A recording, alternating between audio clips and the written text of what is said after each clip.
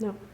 And no, we never set, we had a general idea of what we wanted to do for William's funeral and final resting place, but besides the general idea, we didn't have any logistics down. And because I just felt like I couldn't do that while he was still living. That was not I was caregiving for him. I was not going to think about the day that would no longer be. And so the day he died, I remember turning to our friend Jen, who was here, and said, I didn't plan anything.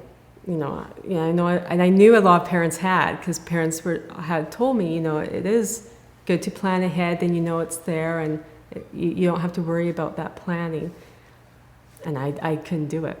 So Jen turned to me and she's like, Orly, she's like, every day people die by accident and they still have funerals. It can be done. Don't worry about it. You were busy caring for William. Do not worry about it.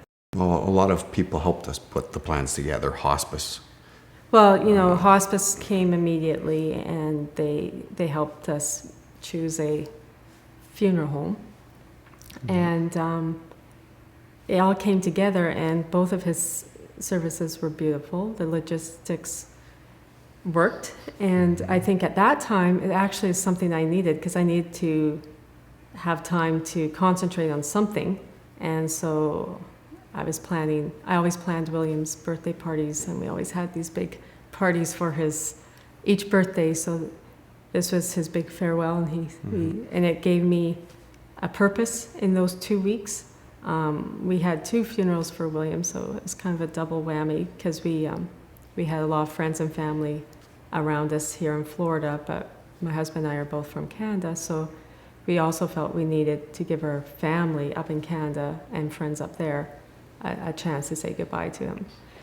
So the 2 weeks that we spent planning, it was a big healing process as well. So I wouldn't have changed it. Looking back, I wouldn't have planned it earlier. I'm happy with how it worked for us, and it really, both services celebrated William, and they were beautiful. And so much changed in the 7 years since diagnosis that when we initially talked about it, we said, well, we knew we wanted to bury him next to his father, his grandfather in Canada. And that's about the one thing that we decided. And so here we are 7 years later.